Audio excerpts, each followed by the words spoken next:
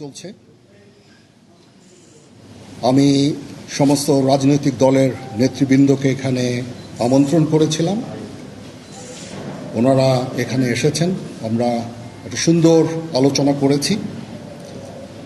সেখানে আমরা সিদ্ধান্ত নিয়েছি যে একটা ইন্টারিম গভর্নমেন্ট আমরা ফর্ম করব এবং ইন্টারিম গভর্নমেন্টের মাধ্যমে এদেশের সমস্ত কার্যকলাপ চলবে।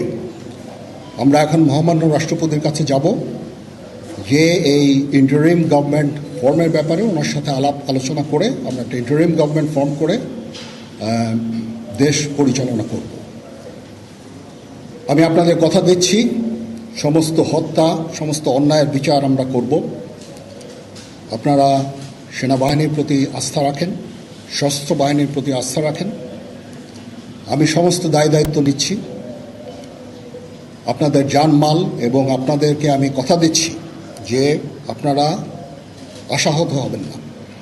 ইনশাল্লাহ আপনাদের যত দাবি আছে সেই দাবিগুলো আমরা পূরণ করব এবং দেশে একটা শান্তি শৃঙ্খলা ফিরিয়ে নিয়ে আসব। আপনারা আমার সাথে সহযোগিতা করেন। দয়া করে আর এই ভাঙচুর, হত্যা, মারামারি, সংঘর্ষ এগুলো থেকে বিরত হন।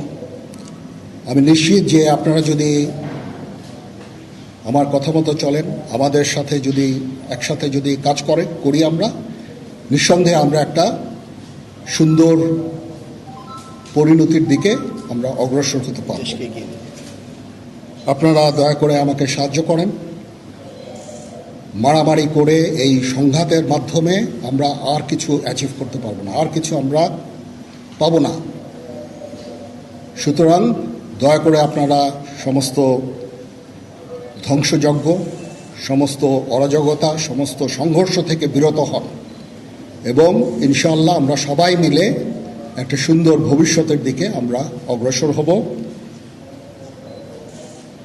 প্রতিটা হত্যার বিচার করা হবে, প্রতিটা অন্যায়ের বিচার হবে। আমরা আজকে সুন্দরভাবে কথা বলেছি। সমস্ত দলের প্রধান দলের নেতারা এখানে উপস্থিত ছিলেন।